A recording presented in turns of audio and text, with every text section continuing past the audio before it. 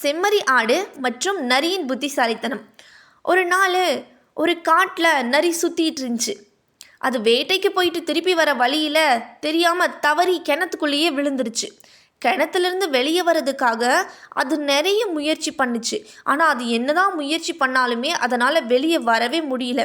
அது மட்டும் இல்லாமல் அந்த கிணத்துலேருந்து வெளியே வர்றதுக்கு எந்த ஒரு வழியுமே அதுக்கு கிடைக்கல.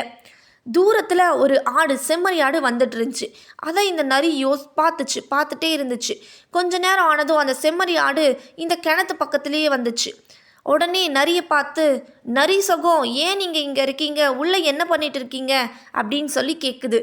இந்த புத்திசாலியான நரி என்ன பண்ணுச்சு, கொஞ்சம் யோசிச்சு பார்த்துட்டு, நம்மளால் யாரோட முயற்சியும் இல்லாமல் வெளியே வரவே முடியாது, யாராச்சும் ஹெல்ப் பண்ணால் மட்டும்தான் நம்மளால் வெளியே வர முடியும், எப்படியாச்சும் இந்த செம்மறி ஆட்டோட ஹெல்ப்பில் நம்ம வெளியே வந்துட வேண்டியது தான் அப்படின்னு தந்திரமாக ஒரு பிளானை போட்டுட்டு, ஆஹா செம்மறி ஆடு நீங்களா, வாங்க, இந்த தண்ணீருக்குள்ளே நான் சும்மாலாம் வந்து விழுகலை, நான் நிறைய பேர் ஊருக்குள்ளே பேசினதை கேட்டேன், இந்த தண்ணீர் ரொம்பவும் புனிதமான தண்ணியாம்மா, இந்த தண்ணியை யார் ஒரு வாட்டி குடிக்கிறாங்களோ அவங்களுக்கு வாழ்நாளில் சாவுங்கிறதே கிடையாது அப்படின்னு சொல்லிச்சாமா.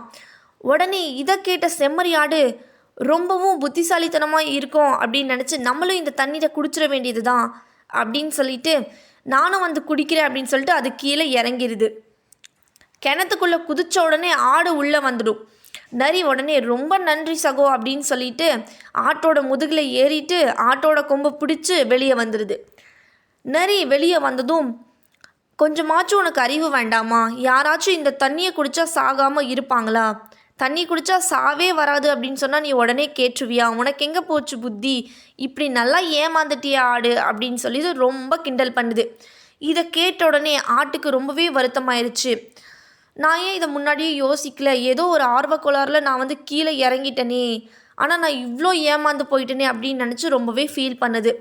இந்த கதையோட நெறி என்ன அப்படின்னா, மற்றவங்களோட வார்த்தைகளை நம்பி யோசிக்காமல் செயல்பட்டோம் அப்படின்னா பின்னாடி நம்ம யோசித்தாலும் எந்த ஒரு யூஸுமே கிடையாது. அதனால் யார் என்ன சொன்னாலும் உடனே நம்பிடாதீங்க, உட்கார்ந்து யோசித்தா மட்டும்தான் அதுக்கான முடிவு கிடைக்கும். Thank you so much friends. இதே மாதிரி நீதி கதைகள் உங்களுக்கு வேணும் அப்படின்னா என்னோட சேனலை சப்ஸ்கிரைப் பண்ணிக்கோங்க.